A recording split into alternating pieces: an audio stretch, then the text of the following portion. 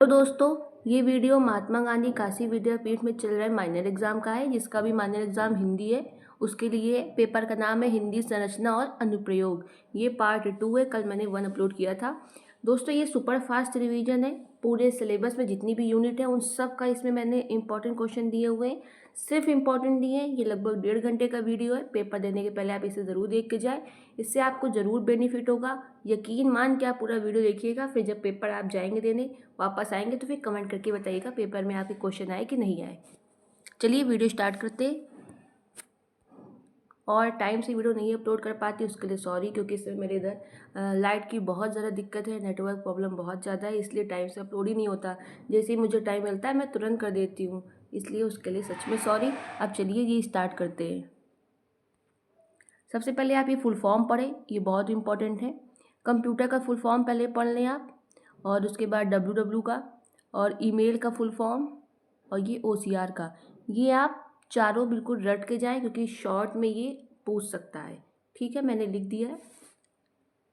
अब हम लोग बात करते हैं अपने फर्स्ट क्वेश्चन की। मेनली आप इसको जरूर पढ़ के जाए, www, वर्ल्ड वाइड वेब और कंप्यूटर का फुल फॉर्म।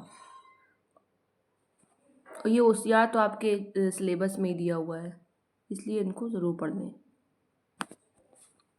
अब बात करते हैं हम लोग अपने फर्स्ट क्वेश्चन की। मोस्ट इम्पॉर्टेंट क्वेश्चन है ये आपका। स्ववृत्त क्या है, यानी कि बायोडेटा क्या है। बायोडेटा, जिसे रिज्यूमे भी कहा जाता है, एक ऐसा दस्तावेज है जो आपके शिक्षा, कार्य, अनुभव, कौशल और उपलब्धियों का सारांश प्रस्तुत करता है। ये नौकरी, शैक्षणिक या अन्य पेशेवर अवसरों के लिए प्रयुक्त किया जाता है। ये नौकरी के आवेदनों के लिए एक महत्वपूर्ण दस्तावेज है जो संभावित नियोक्ताओं को आपके बारे में जानकारी प्रदान करता है। एक प्रभावी बायोडेटा स्ववृत्त आपको नौकरी के लिए एक मजबूत उम्मीदवार के रूप में पेश करने में मदद करता है। इंपॉर्टेंट क्वेश्चन है, इसको आप पढ़ लें। मेनली बायोडेटा क्या होता है, उसमें आपकी शिक्षा, कार्य, अनुभव, कौशल, उपलब्धियों के बारे में होता है। ये नौकरी या शैक्षिक कार्य, शैक्षणिक या आप किसी अन्य अवसरों के लिए ये आप में मदद करता है। नौकरी के लिए एक महत्वपूर्ण दस्तावेज है, और एक अच्छा बायोडेटा आपको नौकरी लेने में बहुत महत्वपूर्ण भूमिका निभाता है। अब बायोडेटा बनाते समय किन बातों का ध्यान रखना चाहिए, तो भाषा सरल और औपचारिक होनी चाहिए, फर्स्ट पॉइंट। सेकंड पॉइंट है, तथ्य स्पष्ट और सही हो, अनावश्यक विवरण न हो, प्रस्तुति आकर्षक एवं व्यवस्थित हो, त्रुटिहीन हो, जैसे व्याकरण व वर्तनी में विशेष ध्यान दिया गया हो। नेक्स्ट क्वेश्चन आपका, बायोडेटा निर्माण की प्रक्रिया क्या है, विस्तार से समझाइए। तो बायोडेटा निर्माण एक महत्वपूर्ण सुव्यवस्थित प्रक्रिया है जिसका उद्देश्य किसी व्यक्ति की आवश्यक जानकारी को प्रस्तुत करना होता है ताकि वह पेशेवर या शैक्षणिक अवसरों के लिए उपयुक्त सिद्ध हो। इसकी प्रक्रिया निम्नलिखित है।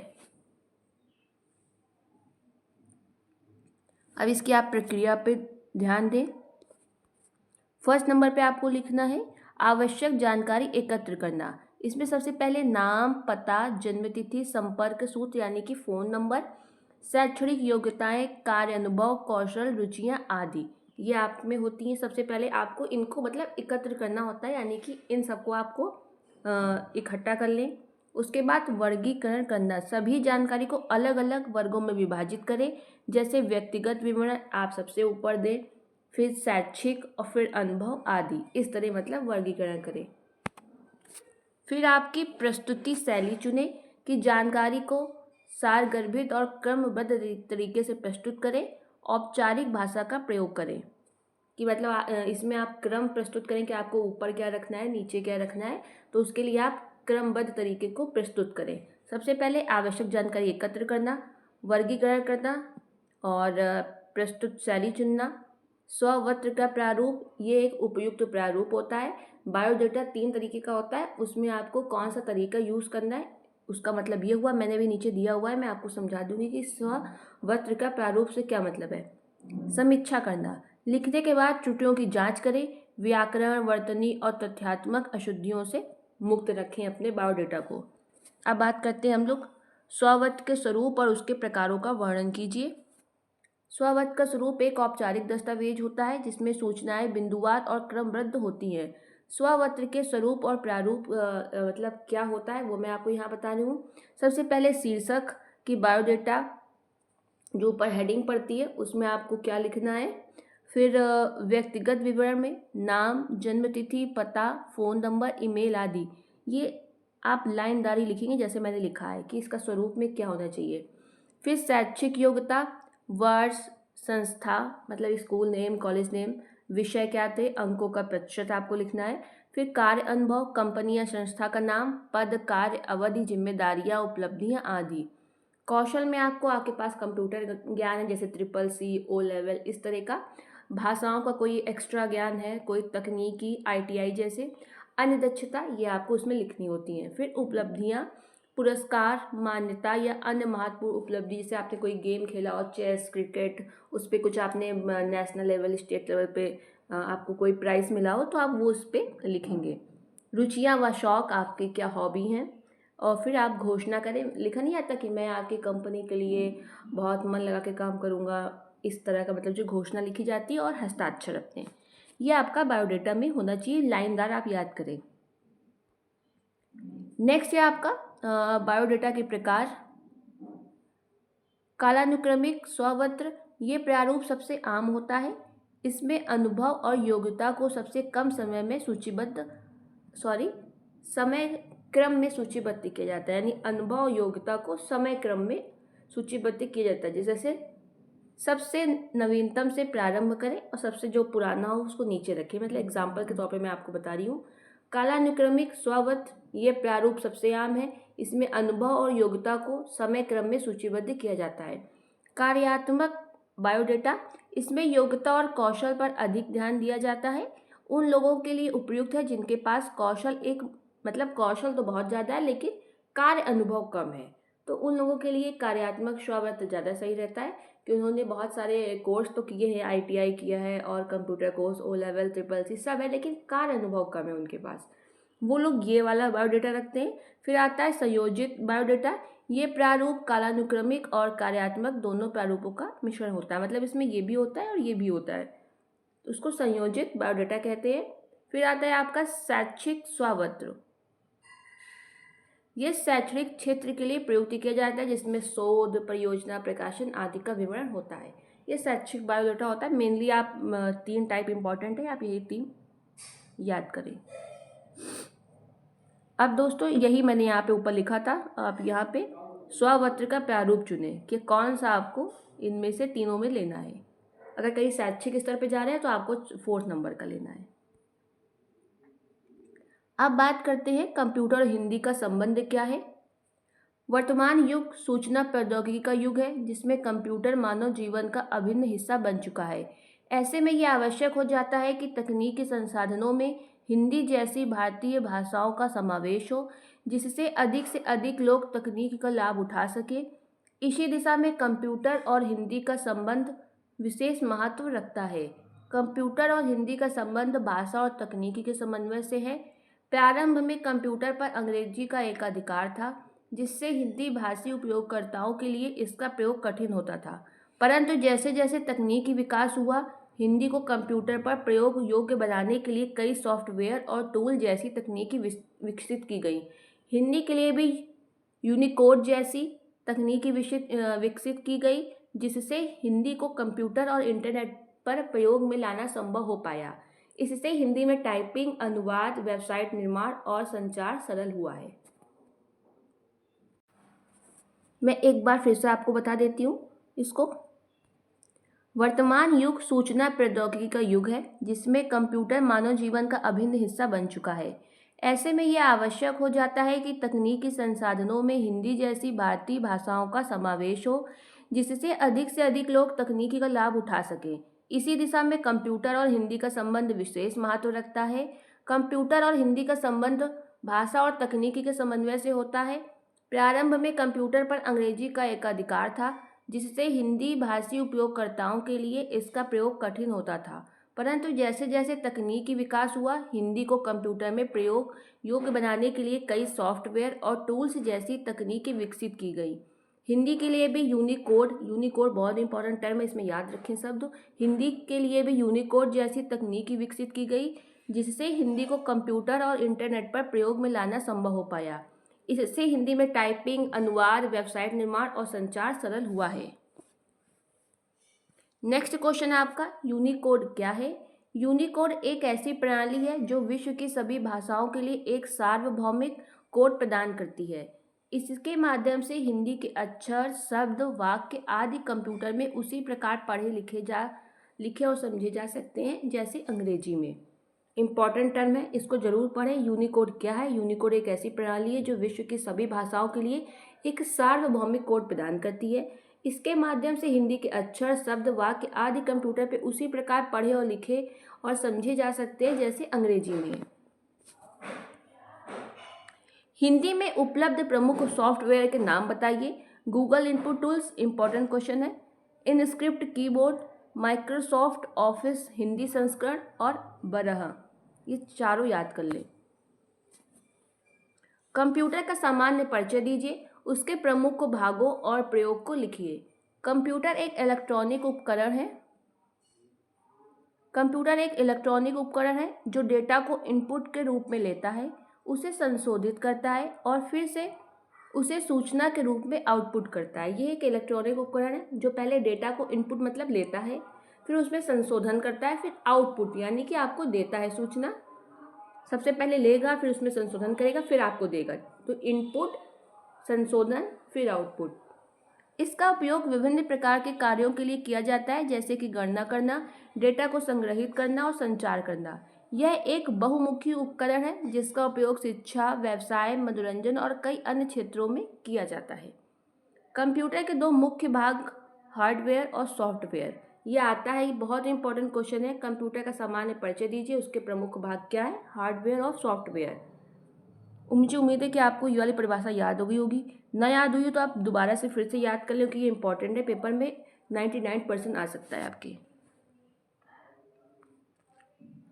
कंप्यूटर के दो मुख्य भाग होते हैं, हार्डवेयर और सॉफ्टवेयर। हार्डवेयर में वे सभी भौतिक भाग शामिल होते हैं जिन्हें हम छू सकते हैं जैसे माउस, कीबोर्ड, मॉनिटर और सीपीयू आदि। ठीक है, हार्डवेयर में वो जिन्हें हम छू सकते हैं वे भौतिक भाग हैं। सॉफ्टवेयर कंप्यूटर या अन्य डिवाइस को चलाने के लिए उपयोग किए जाने वाला निर्देशों, डेटा, प्रोग्रामों का एक संग्रह है। मतलब सॉफ्टवेयर, हम जब फ़ोन चलाते हैं तो फ़ोन के जो सिस्टम चलते हैं वो सॉफ्टवेयर से चलते हैं। इसका मतलब है सॉफ्टवेयर कंप्यूटर या अन्य डिवाइस को चलाने के लिए उपयोग किए जाने वाले निर्देशों, डेटा या प्रोग्रामों का एक संग्रह है जो कंप्यूटर या मोबाइल को बताता है कि उसे क्या करना है और कैसे करना है। आपके जो सॉफ्टवेयर है वो भी दो प्रकार के होते हैं। सिस्टम सॉफ्टवेयर, इसी को हम लोग ऑपरेटिंग सिस्टम भी कहते हैं। ये कंप्यूटर के हार्डवेयर को जो कंप्यूटर का हार्डवेयर होता है उसको चलाने और नियंत्रित करने के लिए उपयोग किए जाते हैं सिस्टम सॉफ्टवेयर। जैसे विंडोज़, इसका एग्जाम्पल है मैक ओएस और एंड्रॉयड। एप्लीकेशन सॉफ्टवेयर, ये विशिष्ट कार्यों को करने के लिए डिज़ाइन किया गया है जैसे कि word processor, MS word, spreadsheet यानी कि MS एक्सेल और आपका वेब ब्राउज़र क्रोमा, फायरफॉक्स, ये सब। और गेम, समझ में आया ना? एप्लीकेशन क्या है? MS word, MS excel. और सिस्टम सॉफ्टवेयर क्या है? जो हार्डवेयर को चलाने नियंत्रित करने के लिए उपयोग किए जाते हैं। ऑपरेटिंग सिस्टम मैक ओएस और एंड्रॉयड। अब कंप्यूटर के प्रयोग पढ़िए, ये भी इम्पोर्टेंट क्वेश्चन है।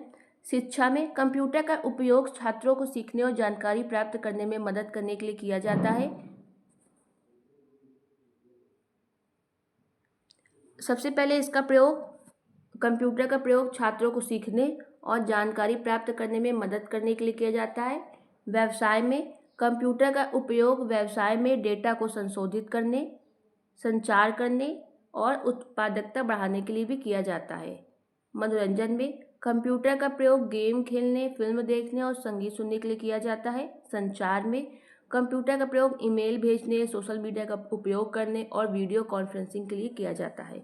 अन्य प्रयोग, कंप्यूटर का उपयोग वैज्ञानिक अनुसंधान, चिकित्सा और इंजीनियर जैसे विभिन्न क्षेत्रों में भी किया जाता है। मेनली इसका काम संशोधित करना, संचार करना और डाटा को स्टोर करना है। ये आप जरूर पढ़ें, ये भी वाला भी। फिर आपका नेक्स्ट क्वेश्चन है, कंप्यूटर में हिंदी के प्रयोग का वर्णन कीजिए। कंप्यूटर में हिंदी भाषा का प्रयोग कैसे होता है? कंप्यूटर में हिंदी का प्रयोग अब सामान्य और व्यापक होता जा रहा है।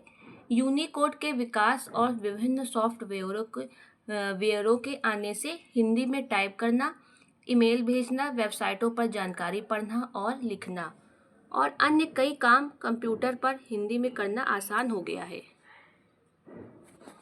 कंप्यूटर और सूचना प्रौद्योगिकी के युग में हिंदी भाषा का उपयोग निरंतर बढ़ता जा रहा है। अब हिंदी न केवल साहित्य और संवाद की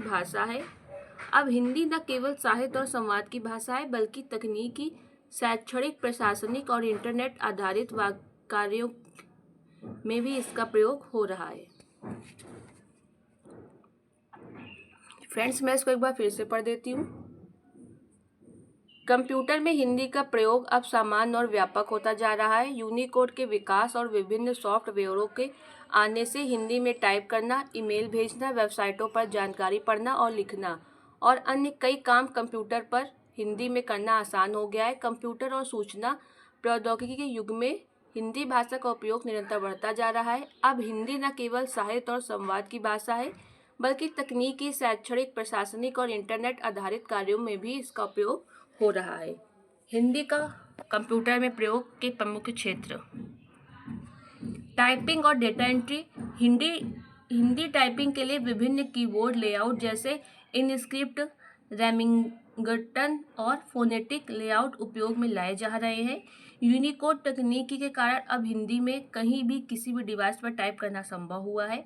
सॉफ्टवेयर और ऐप्स में प्रयोग: माइक्रोसॉफ्ट ऑफिस, गूगल डॉक्स, अन्य सॉफ्टवेयर हिंदी भाषा में भी अब उपलब्ध है। सेकंड है इसका सॉफ्टवेयर ऐप्स का गूगल इनपुट्स और लिप्यंतर टूल्स आदि हिंदी टाइपिंग को आसान बनाते हैं।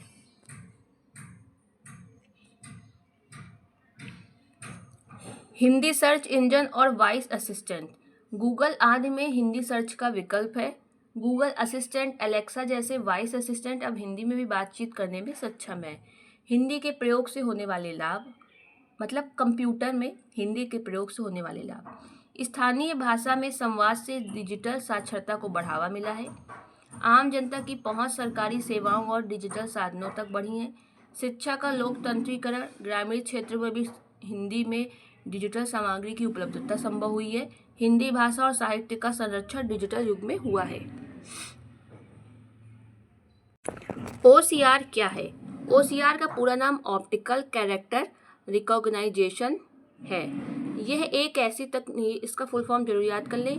यह एक ऐसी तकनीकी है जिसका प्रयोग प्रिंटेड या हस्तलिखित टेक्स्ट को स्कैन करके उसे डिजिटल टेक्स्ट में बदलने के लिए किया जाता है। इसका उपयोग स्कैन किए गए दस्तावेजों, किताबों, रसीदों आदि से टेक्स्ट निकालने में किया जाता है ताकि उसे कंप्यूटर पर संपादित, खोजा और संग्रहित किया जा सके।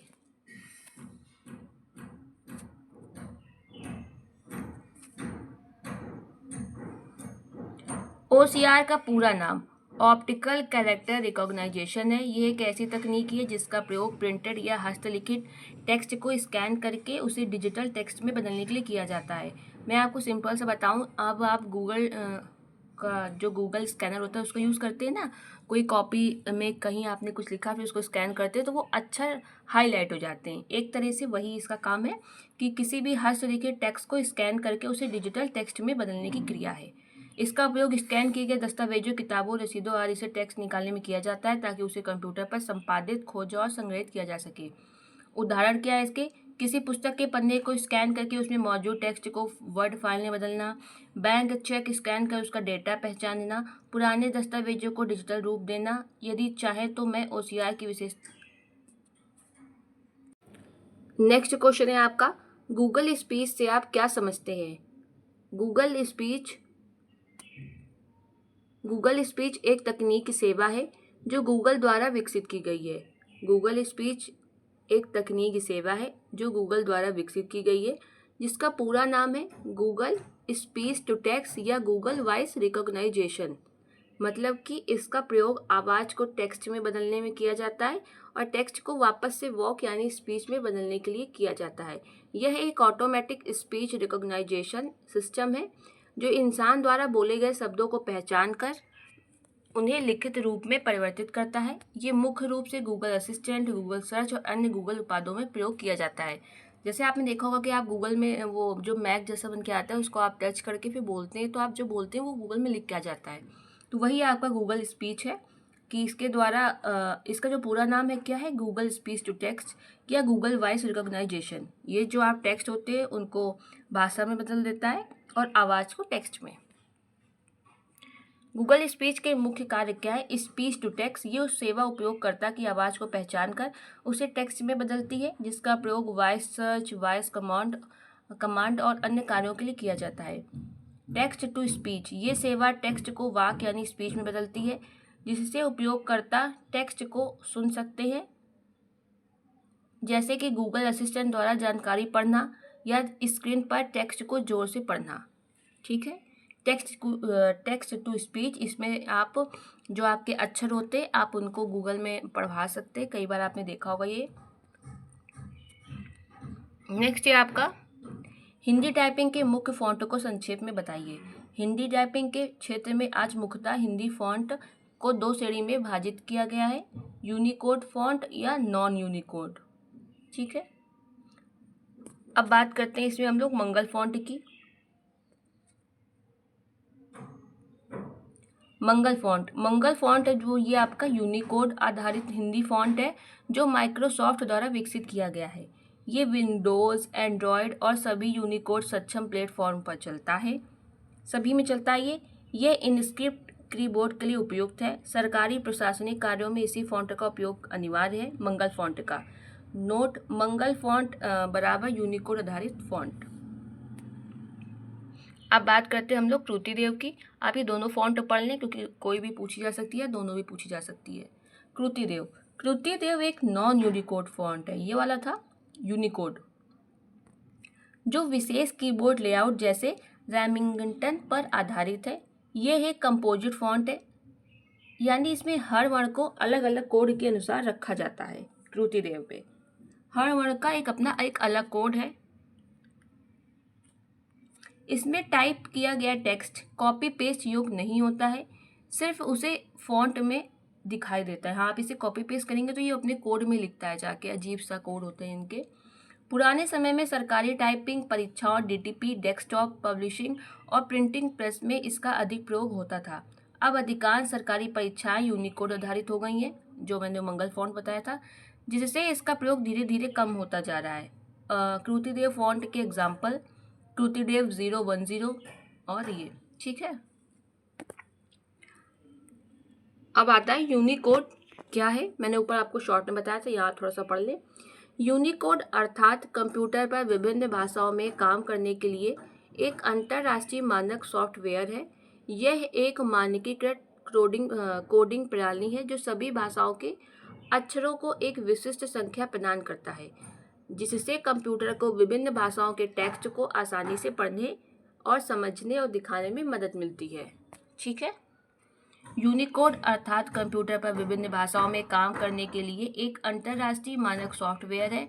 यह एक मानकीकृत कोडिंग प्रणाली है जो सभी भाषाओं के अक्षरों को एक विशिष्ट संख्या प्रदान करती है, जिससे कंप्यूटर को विभिन्न भाषाओं के टेक्स्ट को आसानी से समझने और दिखाने में मदद मिलती है। इंपॉर्टेंट क्वेश्चन जरूर पढ़ें।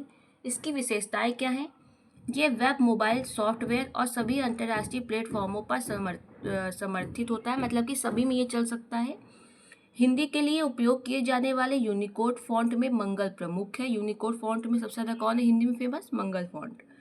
यूनिकोड में टाइपिंग के लिए इनस्क्रिप्ट कीबोर्ड का प्रयोग किया जाता है। यूनिकोड में लिखा गया टेक्स्ट कॉपी पेस्ट करने योग्य होता है और किसी भी डिवाइस पर सपोर्टेड रहता है।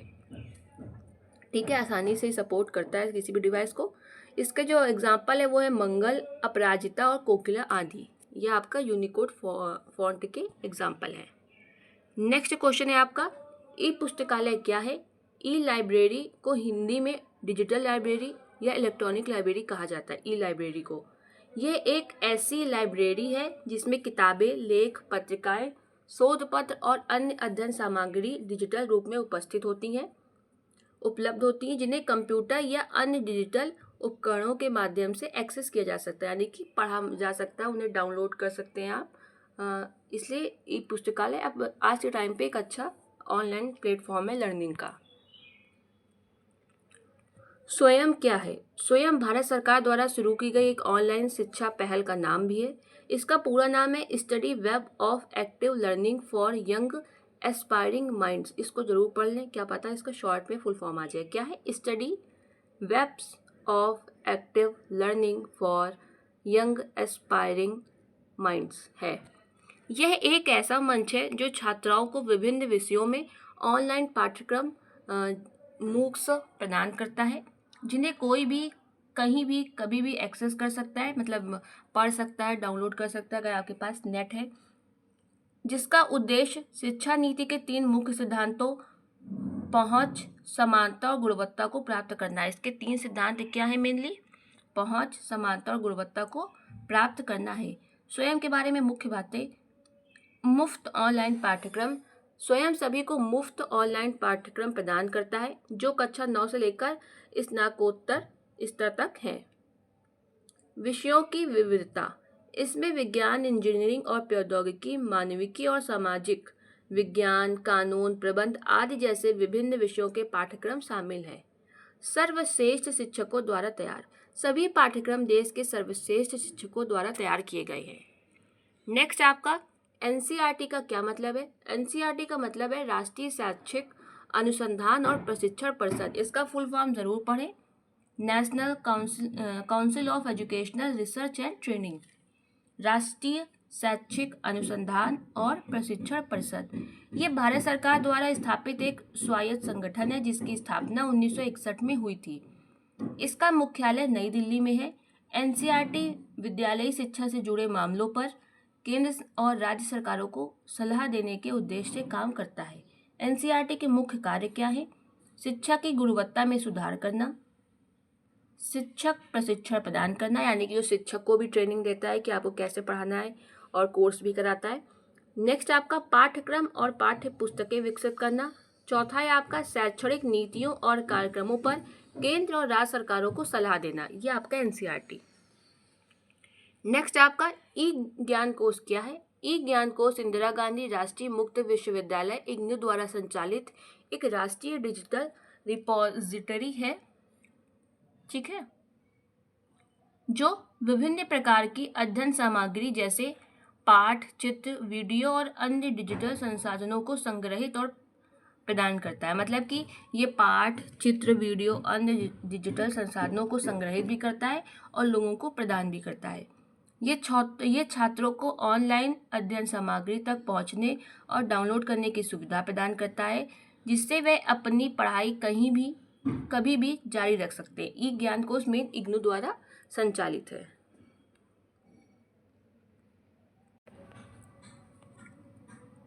नेक्स्ट है आपका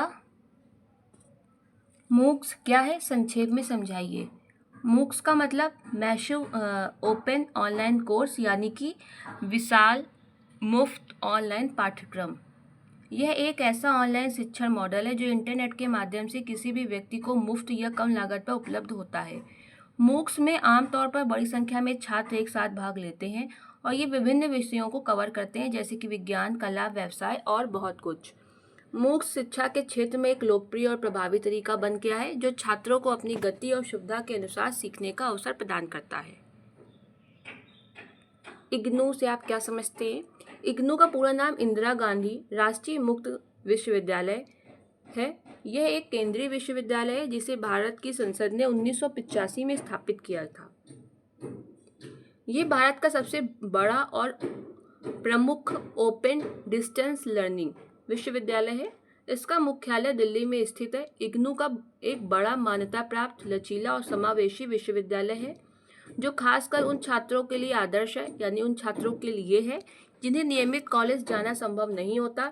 इसमें विद्यार्थी स्वयं के समय पर स्व अध्ययन के जरिए पढ़ाई कर सकता है। फ्रेंड्स, आप ओपन और डिस्टेंस लर्निंग का मतलब समझे कि आप सिर्फ एडमिशन लेने जाइए, वहाँ पे रेगुलर क्लासेस नहीं होती, आप ऑनलाइन के माध्यम से ले सकते हैं और पेपर देने बस जाइए। इसी को कहते हैं आप दूर रह के पढ़ाई कर सकते हैं। तो इग्नू सबसे बड़ा ओपन और डिस्टेंस लर्निंग का विश्वविद्यालय है। नेक्स्ट आता है आपका इंटरनेट से आप क्या समझते हैं। इंटरनेट एक वैश्विक नेटवर्क है जो कंप्यूटरों को एक दूसरे से जोड़ता है, जिससे वे सूचना, संसाधन और सेवाएं साझा कर सकते हैं। यह एक जटिल प्रणाली है जो विभिन्न प्रोटोकॉल और तकनीकों का उपयोग करके डेटा को एक स्थान से दूसरे स्थान पर पहुंचाती है। इंटरनेट के माध्यम से विश्व के किसी भी कोने में बैठे व्यक्ति से जानकारी साझा की जा सकती है। इंटरनेट के माध्यम से संदेश भेजे जा सकते हैं, वीडियो या ऑडियो कॉल्स भी की जा सकती है, विभिन्न प्रकार की सेवाएं प्राप्त की जा सकती हैं। ठीक है। इंटरनेट एक वैश्विक नेटवर्क है दोस्तों, मैं आपको फिर से बता देती हूँ। इंटरनेट एक वैश्विक नेटवर्क है जो कंप्यूटरों को एक दूसरे से जोड़ता है, जिससे वे सूचना, संसाधन और सेवाएं साझा कर सकते हैं। यह एक जटिल प्रणाली है जो विभिन्न प्रोटोकॉल और तकनीकों का उपयोग करके डेटा को एक स्थान से दूसरे स्थान पर पहुंचाती है। इंटरनेट के माध्यम से विश्व के किसी भी कोने में बैठे व्यक्ति से जानकारी साझा किया जा सकता है, संदेश भेजे जा सकते हैं, वीडियो या ऑडियो कॉल्स की जा सकती है, विभिन्न प्रकार की सेवाएं प्राप्त की जा सकती है। ये वाली लाइन जरूर पढ़ें। यह एक जटिल प्रणाली है जो विभिन्न प्रोटोकॉल और तकनीकों का उपयोग करके डेटा को एक स्थान से दूसरे स्थान पहुंचाती है। अब इंटरनेट की परिभाषा आप पढ़ लें। ये पूरा लिख के आप आएंगे अगर इंटरनेट से आप क्या समझते हैं तो। इंटरनेट की परिभाषा ऐसे ही आप वहाँ हेडिंग डालेंगे। इंटरनेट एक ऐसी प्रणाली है जो विश्व भर के कंप्यूटरों और सर्वरों को टीसीपी या आईपी प्रोटोकॉल के माध्यम से जोड़ती है ताकि सूचना का आदान प्रदान संभव हो सके। ईमेल क्या है? ईमेल एक इलेक्ट्रॉनिक संदेश प्रणाली है जिसके द्वारा आप कंप्यूटर या मोबाइल डिवाइस का उपयोग करके एक व्यक्ति से दूसरे व्यक्ति या समूह को संदेश, फाइलें या अन्य डेटा भेज सकते हैं। इसे इलेक्ट्रॉनिक मेल भी कहा जाता है। ईमेल संचार का एक तेज, सस्ता और सुविधाजनक तरीका है। ईमेल का उपयोग व्यक्तिगत और व्यावसायिक दोनों उद्देश्यों के लिए किया जाता है। ये जरूर पढ़ें, इंपॉर्टेंट है। ईमेल एक इलेक्ट्रॉनिक संदेश प्रणाली है जिसके द्वारा आप कंप्यूटर या मोबाइल डिवाइस का उपयोग करके एक व्यक्ति से दूसरे व्यक्ति या समूह को संदेश, फाइलें और अन्य डेटा भेज सकते हैं।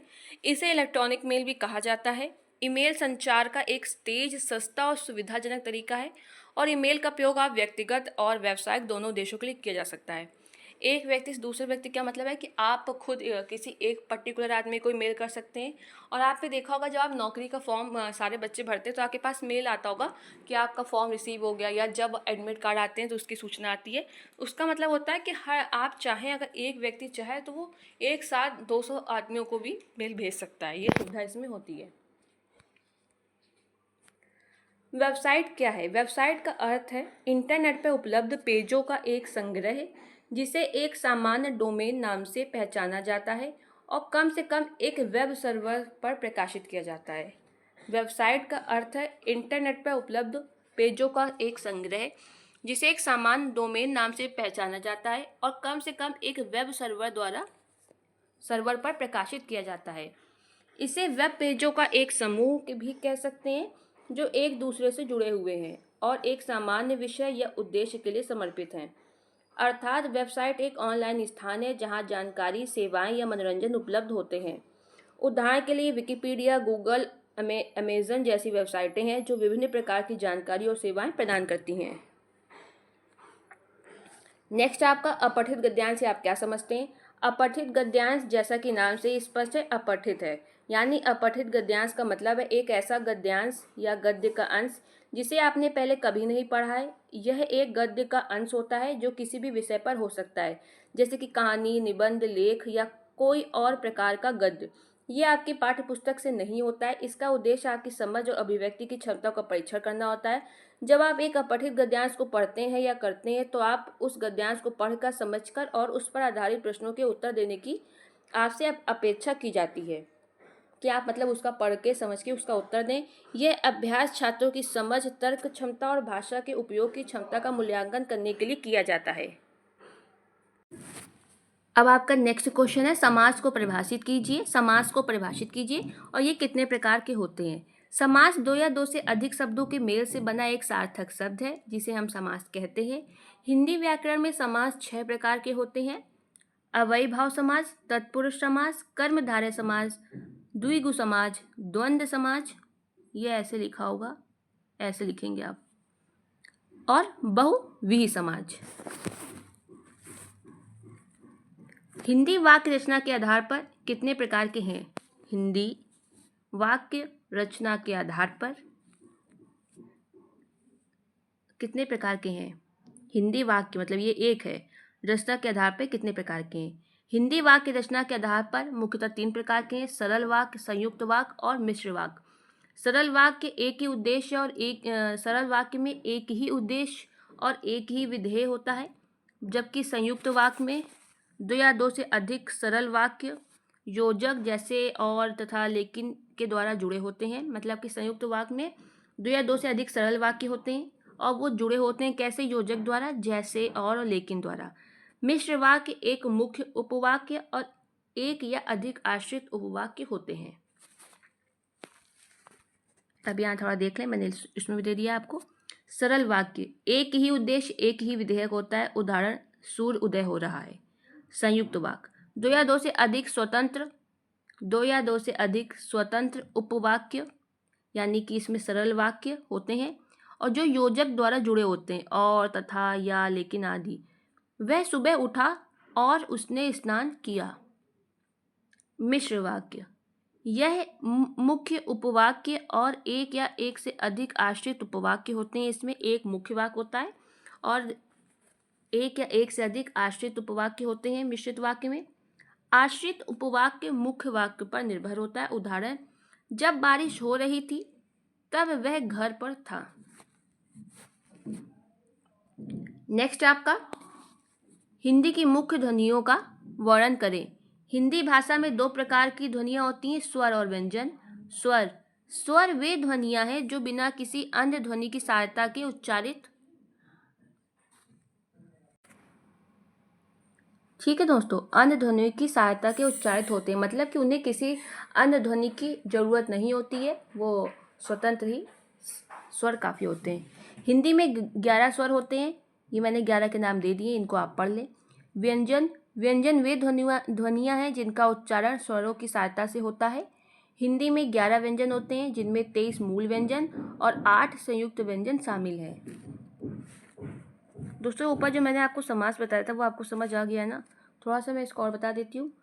समास 2 या 2 से अधिक शब्दों के मेल से बना एक सार्थक शब्द है, या आप लिख सकते हैं, थोड़ा बड़ा हो जाएगा, 2 या 2 से अधिक शब्दों से मिलकर बने हुए एक नवीन एवं सार्थक शब्द को समास कहते हैं। ठीक है, 2 या 2 से अधिक शब्दों से मिलकर बने एक नवीन एवं सार्थक शब्द को समास कहते हैं। तो ये था दोस्तों। अब बात करते हैं हम लोग अपने अगले क्वेश्चन की। हिंदी के वाक्य स्वरूप से आप क्या समझते हैं?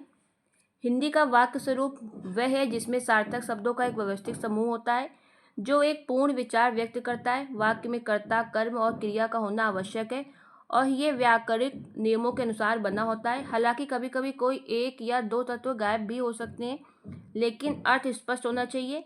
मेनली हिंदी के वाक्य स्वरूप में कर्ता, कर्म और क्रिया होते हैं। ठीक है, हिंदी वाक्य की संरचना में शब्दों का क्रम महत्वपूर्ण होता है और वाक्य के अंत में एक पूर्ण विराम और अन्य उपयुक्त विराम जैसे प्रश्न चिन्ह या विषयामेधि बोधक चिन्ह का प्रयोग किया जाता है।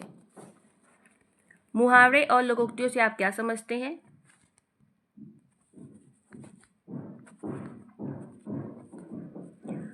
मुहावरे और लोकोक्ति से आप क्या समझते हैं? मुहावरे, लोकोक्तियाँ और कहावतें हिंदी भाषा के महत्वपूर्ण अंग हैं। ये वाक्यांश और वाक्य होते हैं जो किसी विशेष अर्थ या भाव को व्यक्त करने के लिए उपयोग किए जाते हैं। मुहावरे ठीक है, मुहावरे, लोकोक्तियाँ, कहावतें हिंदी भाषा के महत्वपूर्ण अंग हैं। ये वाक्यांश और वाक्य होते हैं जो किसी विशेष अर्थ भाव को व्यक्त करते हैं। मुहावरे वाक्यांश होते हैं जो अपने शाब्दिक अर्थ से एक अलग विशिष्ट अर्थ रखते हैं, जबकि लोकोक्तियाँ पूरे वाक्य होती हैं जो किसी समान सत्य या अनुभव को व्यक्त करती हैं। मुहावरे मेनली एक वाक्यांश होते हैं और लोकोक्तियाँ पूरे वाक्य। अब मुहावरे पढ़ते हैं। मुहावरे वाक्यांश होते हैं जो अपने समान अर्थ से हटकर एक विशेष अर्थ देते हैं। उदाहरण के लिए अंगूठा दिखाने का मतलब क्या हुआ? मना करना। जबकि अंगूठा समान अर्थ में क्या होता है, हाथ का अंगूठा। मुहावरे भाषा को अधिक प्रभावशाली और आकर्षक बनाते हैं। लोकोक्तियाँ। लोकोक्तियाँ पूरे वाक्य होते हैं जो किसी समान सत्य या अनुभव को व्यक्त करते हैं। ये वाक्यांशों से बड़े होते हैं और इनका प्रयोग किसी बात की पुष्टि करने, उदाहरण देने या सीख देने के लिए किया जाता है। उदाहरण के लिए, अंधों में काना राजा का मतलब है कम योग्य व्यक्ति भी अयोग्य लोगों में श्रेष्ठ माना जाता है।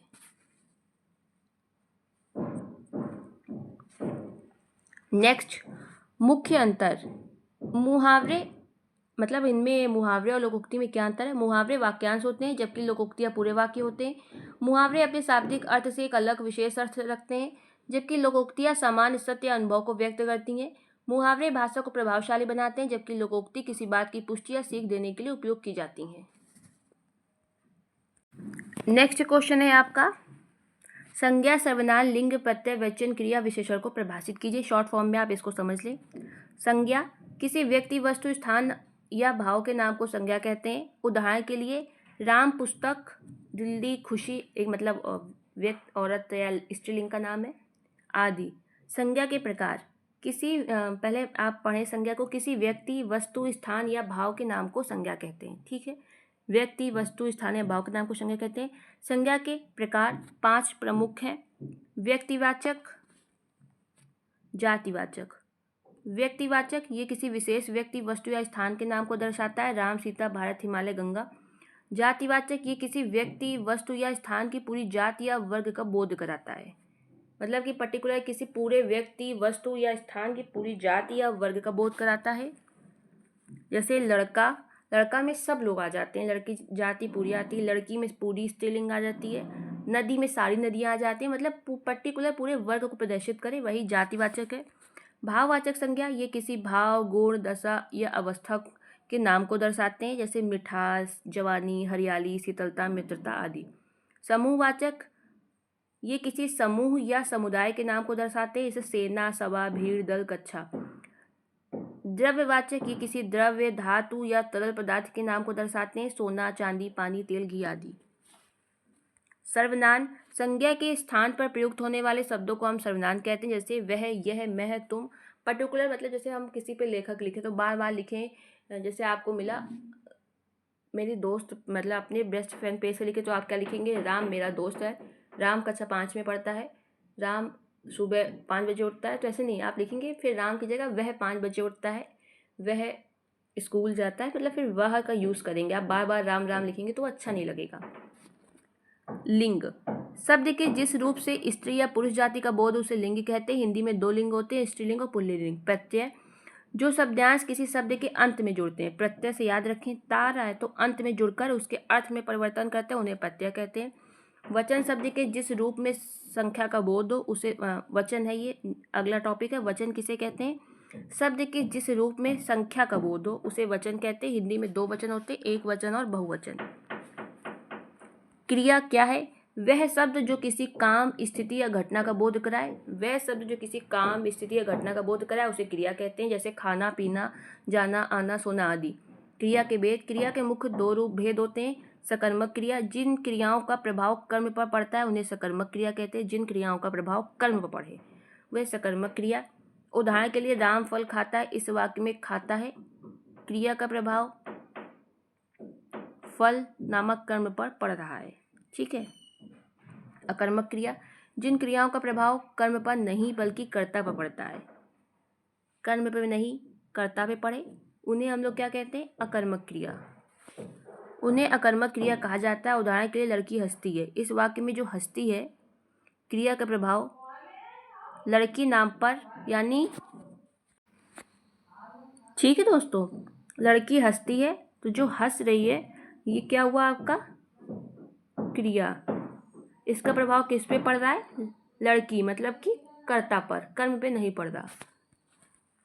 विशेषण, जो शब्द संज्ञा सर्वनाम की विशेषता बताते हैं उन्हें विशेषण कहते हैं। जैसे सुंदर, संज्ञा सर्वनाम की विशेषता बताते हैं, पर्टिकुलर सुंदर, अच्छा, बड़ा, छोटा आदि। विशेषण के भेद, हिंदी व्याकरण में विशेषण को मुख्य रूप से निम्नलिखित भेदों में विभाजित किया जाता है। यह आपके विशेषण के भेद दिए हैं मैंने विशेषण के। गुणवाचक विशेषण, ये विशेषण किसी संज्ञा या सर्वनाम के गुण, दोष, रंग, आकार, दशा आदि को दर्शाता है। ये विशेषण किसी संज्ञा सर्वनाम के गुण, दोष, रंग, आकार को दर्शाता है। गुणवाचक, अच्छा, बुरा, लाल, गोल, बीमार, सुंदर, दयालु आदि। संख्यावाचक विशेषण, ये किसी विशेषण किसी संज्ञा या सर्वनाम की संख्या का बोध कराता है, जैसे 1, 2, 3, कई, कुछ, सब कुछ आदि। परिमाणवाचक विशेषण, ये विशेषण किसी संज्ञा या सर्वनाम की मात्रा या परिमाण का बोध कराता है। ये विशेषण किसी संज्ञा या सर्वनाम की मात्रा या परिमाण का बोध कराता है। थोड़ा, बहुत, कम, ज़्यादा, आधा, पूरा आदि। यह आपका परिमाणवाचक हुआ। नेक्स्ट आपका सार्वनामिक विशेषण, जब कोई सर्वनाम किसी संज्ञा के साथ लगकर उसकी विशेषता बताए। जब कोई सर्वनाम किसी संज्ञा के साथ लगकर उसकी विशेषता बताए तो उसे सार्वनामिक विशेषण कहते हैं। जैसे यह लड़का, यह क्या हुआ आपका सर्वनाम, लड़का संज्ञा, यह लड़का पर्टिकुलर विशेषता, यही लड़का है वो, वह पुस्तक, किसी का घर आदि। व्यक्तिवाचक विशेषण, ये व्यक्तिवाचक संज्ञा से बने विशेषण किसी संज्ञा की विशेषता बताते हैं तो इन्हें व्यक्तिवाचक विशेषण कहा जाता है।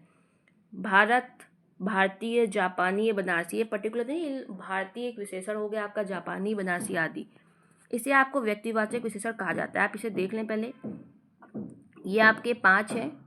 गुणवाचक, शॉर्ट में याद कर लें अगर आपको याद हो, संख्यावाचक, परिमाणवाचक, सार्वनामिक और व्यक्तिवाचक। अब बात करते हैं उपसर्ग और प्रत्यय। जो शब्द किसी शब्द के शुरू में जुड़कर उसके अर्थ में परिवर्तन करे उन्हें उपसर्ग कहा जाता है। प्रत्यय मैंने ऊपर बताया था अंत में जुड़ते हैं और उपसर्ग स्टार्टिंग में। जैसे उप आपका उपसर्ग हुआ प्र, तो उपहार और प्रयास। परसर्ग, हिंदी व्याकरण में परसर्ग कारक चिन्ह वे शब्द हैं जो संज्ञा या सर्वनाम का क्रिया या अन्य शब्दों के साथ संबंध स्थापित करते हैं। परसर्ग को एक कारक चिन्ह कहते हैं। ये वे होते हैं जो संज्ञा या सर्वनाम का क्रिया या अन्य शब्दों के साथ संबंध स्थापित करते हैं, जैसे ने, को, से, के लिए आदि। अवयव से आप क्या समझते हैं, कितने प्रकार के होते हैं? अवयव वे शब्द हैं जिनके रूप में लिंग, वचन, कारक आदि का कोई परिवर्तन नहीं होता। अवयव वे शब्द होते हैं जिनमें ना लिंग, वचन, कारक का कोई प्रभाव नहीं होता। इन्हें अविकारी शब्द भी कहा जाता है। दूसरे शब्दों में अवयव वे शब्द हैं जो हमेशा अपरिवर्तित रहते हैं, चाहे वाक्य में उनका प्रयोग किसी भी लिंग, वचन या कारक के साथ किया जाए। अवयव के प्रकार, अवयव के 4 भेद हैं। क्रिया विशेषण, वे शब्द क्रिया की विशेषता बताते हैं। क्रिया विशेषण अवयव, ये शब्द क्रिया की विशेषता बताते हैं। उदाहरण के लिए धीरे धीरे, यहाँ, वहाँ, कब, जल्दी, तेज। संबंध बोधक अवयव, मैं ऐसा कर देती हूँ तो आपको, ये क्रिया विशेषण अवयव, ये संबंध बोधक। ये शब्द संज्ञा या सर्वनाम का संबंध वाक्य के दूसरे शब्दों से कराते हैं, जैसे के बिना, के ऊपर, के नीचे आदि। समुच्चय बोधक अवयव, ये शब्द 2 शब्दों, वाक्यों या वाक्यांशों को जोड़ते हैं। उदाहरण और, तथा, एवं, लेकिन, परंतु, क्योंकि। विस्मयादि बोधक अवयव, ये शब्द हर्ष, शोक, विस्मय, घृणा आदि भावों को व्यक्त करते हैं। उदाहरण के लिए वह, आह, हाय, अरे, शाबाश। दोस्तों ये वाला जो अब मैं क्वेश्चन, ये मैंने कल वीडियो अपलोड कर दिया था, लेकिन मैं जल्दी से थोड़ा रिवीजन करा देती हूँ आपका। हिंदी भाषा का उद्भव किस भाषा से हुआ है? हिंदी भाषा का उद्भव संस्कृत से हुआ है, जो अपभ्रंश और प्राकृतिक भाषाओं के विकास क्रम से होते हुए मध्यकालीन भारतीय आर्य भाषाओं के रूप में सामने आई है। हिंदी की 4 प्रमुख बोलियां कौन सी हैं? खड़ी बोली, अवधी, ब्रजभाषा और भोजपुरी। राजभाषा हिंदी से आप क्या समझते हैं? राजभाषा का शाब्दिक अर्थ है राजकाज की भाषा, अर्थात राजभाषा उस भाषा को कहा जाता है जो सरकारी कामकाज की भाषा के रूप में स्वीकार की गई हो और शासन तथा जनता के बीच आपसी संपर्क के काम आती हो। भारत संघ की राजभाषा हिंदी है। राजभाषा हिंदी भारत की आधिकारिक भाषा है। 14 सितंबर 1949 को संविधान सभा ने हिंदी को राजभाषा घोषित किया था। ये संविधान के भाग 17 के अनुच्छेद 343 में वर्णित है। अनुच्छेद 343 का भाग 1 में हिंदी को संघ की राजभाषा और देवनागरी को इसकी लिपि के रूप में परिभाषित किया गया है। भारतीय संविधान में अनुच्छेद 343 से 351 तक राजभाषा संबंधी प्रावधान है। अनुच्छेद 351 में हिंदी भाषा के विकास, प्रसार और वृद्धि के लिए विशेष निर्देश दिए गए हैं। एक इसमें और वो मोस्ट इम्पोर्टेंट क्वेश्चन है, वो आप पढ़ लें। सबसे पहले पश्चिमी हिंदी में कौन सी भाषा बोली जाती है? तो पश्चिमी हिंदी का विकास सौर सैन्य प्रबंध से हुआ है। इसके अंतर्गत 5 बोलियां हैं, खड़ी बोली, हरियाणवी, ब्रजभाषा, कन्नौजी, बुंदेली। ठीक है। खड़ी बोली अपने मूल रूप में कहाँ बोली जाती? मेरठ, रामपुर, मुरादाबाद, सहारनपुर, मुजफ्फरनगर, बिजनौर, बागपत आदि के आसपास से बोली जाती है। पूर्वी हिंदी से आप क्या समझते हैं? इसमें कौन सी बोली बोली जाती है? तो पूर्वी हिंदी हिंदी भाषा की उपभाषा है। इसका उद्भव अर्धमागधी से हुआ है। इसका मुख्य रूप से अवधी, बघेली, छत्तीसगढ़ी बोलियां शामिल हैं। इसमें मुख्य रूप से कौन सी हैं? अवधी, बघेली, छत्तीसगढ़ी शामिल हैं। पूर्वी हिंदी अर्धमागधी अपभ्रंश से विकसित हुई है। किससे विकसित हुई है? अर्धमागधी अपभ्रंश से। या पूर्वी हिंदी की 3 बोलियां पढ़ लें, अवधी, बघेली और छत्तीसगढ़ी। उत्तर प्रदेश में बोली जाती है, बघेली मध्य प्रदेश और छत्तीसगढ़ी छत्तीसगढ़। ये वाला क्वेश्चन है आपका, बहुत इंपॉर्टेंट है। हिंदी भाषा का उद्भव विकास की संक्षिप्त रूपरेखा प्रस्तुत कीजिए। हिंदी भाषा का उद्भव और विकास। हिंदी भाषा का उद्भव और विकास एक लंबी प्रक्रिया है। यह भाषा संस्कृत से उत्पन्न हुई है और इसके विकास में प्राकृत और अपभ्रंश का भी योगदान रहा है। हिंदी का प्रारंभिक रूप अवधी, ब्रज और बुंदेली खंड जैसी बोलियां में देखा जा सकता है। 19वीं सदी में हिंदी को एक साहित्यिक भाषा के रूप में मान्यता मिली है। अर्थात हिंदी भाषा का विकास और उत्पत्ति एक दीर्घकालीन ऐतिहासिक प्रक्रिया का परिणाम है जो भारत की विविध भाषिक परंपराओं, संस्कृतियों और सामाजिक परिवर्तनों में जुड़ी हुई है। इसका विकास संस्कृत, प्राकृत, अपभ्रंश और फिर आधुनिक खड़ी बोली से होते हुए वर्तमान मानक हिंदी तक पहुंचा है। अब आप इसका ये क्रम याद कर ले, भले अंदर का ना याद करें। संस्कृत में सबसे पहले संस्कृत का विकास हुआ, हिंदी की जननी संस्कृत भाषा है। फिर प्राकृत भाषा का हुआ, फिर अपभ्रंश, फिर अवहट और पुरानी हिंदी, फिर आता है हिंदी भाषा का विकास, फिर आती है आपकी आधुनिक हिंदी, फिर आती है स्वतंत्रता के बाद हिंदी का संवैधानिक दर्ज और हिंदी का वर्तमान रूप। यह आपका हिंदी का विकास है। कल मैंने इसको अच्छे से कराया था। अब मैं इसमें एक इम्पॉर्टेंट क्वेश्चन और है, मैं वो आपको बता देती हूँ। हाँ, संपर्क भाषा के रूप में हिंदी की भूमिका का विवेचन कीजिए। संपर्क भाषा के रूप में हिंदी का भारतीय स्वरूप स्पष्ट कीजिए। भारत एक बहुभाषी देश है जहाँ सैकड़ों भाषाएं और बोलियां बोली जाती हैं। ऐसी स्थिति में एक ऐसी भाषा की आवश्यकता थी जो विभिन्न भाषा भाषियों के बीच संवाद का सेतु बने। इसी आवश्यकता की पूर्ति हिंदी ने संपर्क भाषा के रूप में की है। संपर्क भाषा के रूप में हिंदी के कई विविध रूप हैं। ये रूप हिंदी को एक ऐसी भाषा बनाते हैं जो भारत के विभिन्न भागों में लोगों को जोड़ने में मदद करती है। राजभाषा के रूप में हिंदी को 14 सितंबर 1949 में संविधान में स्वीकार किया गया है। परिभाषा क्या हुई संपर्क भाषा की? संपर्क भाषा वह भाषा होती है जो विभिन्न भाषाई समुदायों के बीच आपसी संवाद का माध्यम बनती है। भारत जैसे बहुभाषी राष्ट्र में हिंदी एक संपर्क भाषा के रूप में कार्य करती है, जैसे विभिन्न भाषा भाषियों के बीच संवाद संभव हो, जिससे विभिन्न भाषा भाषियों के बीच संवाद संभव हो। अब एक और है क्वेश्चन, बहुत इंपॉर्टेंट। हाँ, हिंदी की प्रमुख बोलियां कौन सी? संक्षेप में उनका वर्णन कीजिए। हिंदी भाषा की अनेक बोलियों का समूह है जिसमें 4 प्रमुख बोलियां हैं, खड़ी, अवधी, ब्रज और भोजपुरी। ये बोलियां हिंदी भाषा के विभिन्न क्षेत्रों में बोली जाती हैं और अपनी विशेषताओं के कारण पहचानी जाती हैं। जैसे खड़ी बोली को आधुनिक हिंदी का आधार माना जाता है, जिसे कौरवी भी कहा जाता है। मुख्य रूप से ये दिल्ली और उत्तर प्रदेश के पश्चिमी हिस्सों में बोली जाती है। इसके विकास में महत्वपूर्ण स्थान भारतेंदु हरिश्चंद्र का है, महावीर प्रसाद द्विवेदी, प्रेमचंद जैसे लेखकों का है। अवधी भाषा पूर्वी उत्तर प्रदेश, अवध क्षेत्र, अयोध्या, लखनऊ, फैजाबाद की प्रमुख बोली है और इसका साहित्य में महत्वपूर्ण स्थान है। तुलसीदास द्वारा रचित रामचरितमानस की रचना इसी में हुई है। अवधी भाषा का एक अन्य नाम कौशली भी है। ब्रज भाषा ये उत्तर प्रदेश के ब्रज क्षेत्र जैसे मथुरा, वृंदावन आदि क्षेत्रों में प्रचलित है। ये भक्ति काल की काव्य की प्रमुख भाषा है। इसमें रसानुभूति से भरपूर श्री कृष्ण की लीलाओं का वर्णन होता है। इसका कृष्ण भक्ति साहित्य में महत्वपूर्ण योगदान है। सूरदास, रहीम, रश्तखान, बिहारी जैसे कवियों ने इस बोली में उत्कृष्ट साहित्य रचा है। इसका क्वेश्चन कैसे पूछ सकते हैं? ब्रज भाषा के प्रमुख कवि कौन से? सूरदास, रहीमदास, रश्तखान आदि। भोजपुरी ये बिहार, उत्तर प्रदेश, झारखंड के कुछ हिस्से में बोली जाती है। इसका एक समृद्ध लोक साहित्य है। यह एक जीवंत बोली है और इसका प्रयोग फिल्मों, गीतों, नाटकों और लोक साहित्य में बहुतायत होता है। विदेशों में भी इसका प्रभाव है। एक और बचा है दोस्तों। हाँ, देवनागरी लिपि से आप क्या समझते हैं? इसके महत्व को विस्तार से बताइए बस। देवनागरी लिपि जिसे नागरी कहा जाता है, इसका उद्भव ब्राह्मी लिपि से हुआ है। ये भारत की एक प्रमुख लिपि है जिसका उपयोग हिंदी, संस्कृत, मराठी, नेपाली, कई अन्य भारतीय भाषाओं में को लिखने के लिए किया जाता है। यह एक वैज्ञानिक और ध्वन्यात्मक लिपि है। ध्वन्यात्मक का मतलब ये होता है कि जैसी इसकी ध्वनि है वैसे ही इसके अक्षर होते हैं। जिसका अर्थ है कि प्रत्येक ध्वनि के लिए एक विशिष्ट अक्षर जो इसे पढ़ने और लिखने में आसान बनाते हैं। प्रत्येक शब्द के ऊपर एक रेखा खींची होती है जिसे शिरोरेखा कहते हैं। ये देवनागरी लिपि के महत्व पढ़ लीजिए। इसने भाषाओं का संरक्षण किया। साहित्यिक और सांस्कृतिक महत्व है इसका। यह लिपि भारतीय संस्कृति और साहित्य का एक महत्वपूर्ण हिस्सा है। देवनागरी लिपि में भारत का एक विशाल साहित्य भंडार है जिसमें धार्मिक ग्रंथ, कविताएं, कहानियां और अन्य साहित्यिक कृतियां शामिल हैं। वैज्ञानिकता।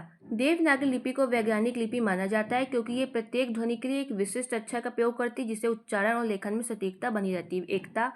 देवनागरी लिपि का उपयोग भारत की विभिन्न भाषाओं को एक साथ लाने और राष्ट्रीय एकता को बढ़ावा देने के लिए किया जाता है। प्रशासनिक उपयोग। देवनागरी लिपि भारत में हिंदी, मराठी, कोंकणी जैसी भाषाओं के लिए आधिकारिक लिपि है। ध्वन्यात्मक। इसके महत्व मैं बता रही हूँ। देवनागरी लिपि ध्वन्यात्मक, जिसका अर्थ है ये लगभग हर शब्द को जैसा बोला जाता है वैसा ही लिखने की अनुमति देती है। विभिन्न भाषाओं के लिए उपयोग। देवनागरी लिपि का उपयोग न केवल हिंदी, संस्कृत के लिए किया जाता है बल्कि मराठी, नेपाली और अन्य भाषाओं के लिए भी किया जाता है। अब ये देवनागरी लिपि की विशेषताओं पर प्रकाश डालिए। देवनागरी लिपि भारत की प्रमुख लिपियों में से एक है जिसका प्रयोग हिंदी, संस्कृत, मराठी, कोंकणी जैसी भाषाओं में होता है। ये वर्णमाला आधारित लिपि है जिसमें प्रत्येक ध्वनि के लिए एक निश्चित वर्ण होता है। ये इसकी प्रमुख विशेषताएं पढ़ लें। वैज्ञानिकता। अक्षरों का क्रम और संरचना वैज्ञानिक रूप से व्यवस्थित है। ये बाएं से दाएं लिखी जाती है, लेफ्ट से राइट। शिरोरेखा। प्रत्येक शब्द के ऊपर एक रेखा खींची होती है जिसे शिरोरेखा कहते हैं। इसमें 14 स्वर और 33 व्यंजन होते हैं, टोटल 47। 14 स्वर, 33 व्यंजन। इसे बाएं से दाएं लिखा जाता है, ऊपर हो गया। संयुक्त अक्षरों का प्रयोग किया जाता है। प्रत्येक वर्ण की एक अपनी पूर्ण ध्वनि होती है। वैज्ञानिकता। इसका प्रत्येक वर्ण उच्चारण से मेल खाता है। देवनागरी लिपि की स्पष्टता, सुव्यवस्था और वैज्ञानिकता ने इसे हिंदी के लिए आदर्श बनाया है। इंपॉर्टेंट इसमें आप ये याद कर लें, दाएं से बाएं, शिरोरेखा, ये संयुक्त अक्षरों का प्रयोग, देवनागरी लिपि। एक क्वेश्चन दोस्तों और है, थोड़ा छूट गया है। हाँ, हिंदी से संबंधित महत्वपूर्ण संस्थाओं के नाम बताइए या मानकीकृत हिंदी संबंधित। तो केंद्रीय हिंदी निदेशालय, राजभाषा विभाग, तकनीकी शब्दावली आयोग और CIIL मैसूर। एक और है बस। हाँ, मानकीकृत हिंदी से क्या अभिप्राय है? इंपॉर्टेंट है। मानकीकृत हिंदी से क्या अभिप्राय है, बस इतना आप पढ़ लें। मानकीकृत हिंदी से आशय उस भाषा से जिसे व्याकरण, शब्दावली, उच्चारण और वर्तनी के मानकों के अनुसार व्यवस्थित किया गया है। मानकीकृत हिंदी से आशय उस हिंदी भाषा से जिसे व्याकरण, शब्दावली, व्याकरण और वर्तनी के मानकों के अनुसार व्यवस्थित किया गया है। यह भाषा प्रशासन, शिक्षा, विज्ञान, तकनीकी एवं संचार के लिए उपयुक्त होती है। वह हिंदी जिसे परिभाषा क्या होगी? वह हिंदी जिसे व्याकरण, शब्दावली और वाक्य विन्यास के स्तर पर मान्यता प्राप्त हो और जिसका प्रयोग प्रशासन, शिक्षा, साहित्य में हो, उसे मानकीकृत हिंदी कहा जाता है। ठीक है, ये पढ़ लें बस थोड़ा सा। आज हिंदी का जो मानक स्वरूप निर्धारित हो पाया है वह पिछले 10 शताब्दियों का परिणाम है। ठोस स्तर पर प्रक्रिया भारतेंदु युग से प्रारंभ हुई। मानक हिंदी का मूल आधार खड़ी बोली है। हिंदी की विभिन्न शैलियों एवं बोलियों में खड़ी बोली ने मानक हिंदी की ओर अग्रसर होने के क्रम में शब्दावली के स्तर पर विभिन्न स्रोतों का सहारा लिया, यानी कि जो मानक हिंदी बनी थी उसने बहुत सारे स्रोतों का सहारा लिया है। ठीक है, इन सभी स्रोतों में सबसे प्रमुख स्रोत संस्कृत है जहाँ से व्यापक स्तर पर तत्सम शब्दों का ग्रहण किया गया है। इसके अतिरिक्त कई विदेशी भाषाओं और देसी बोलियों से भी शब्द ग्रहण किए गए हैं। तो दोस्तों ये हो गए आपके सारे इंपॉर्टेंट क्वेश्चन। और दोस्तों मुझे पता है बहुत जल्दी मैंने कराया है, उसके लिए सॉरी, क्योंकि मुझे है कि आपका रिवीजन हो जाए। ठीक है, ये आप एक बार पढ़ लीजिएगा वीडियो से। बस इतना, संपर्क भाषा के रूप में हिंदी का भारतीय स्वरूप क्या है, बस इतना आप लोग पढ़ लें। बस फिर आपका पूरे सिलेबस का मैंने रिवीजन लेकिन करा दिया, एक भी टॉपिक नहीं छोड़ा, भले जल्दी कराया हो, समझ सकती हूँ टाइम कम है, उसके लिए सॉरी। तो चलिए, प्लीज़ अगर आपका मन हो तो पेपर देख के आइएगा, ज़रूर बताइएगा पेपर कैसा हुआ। और वीडियो देखने के लिए धन्यवाद।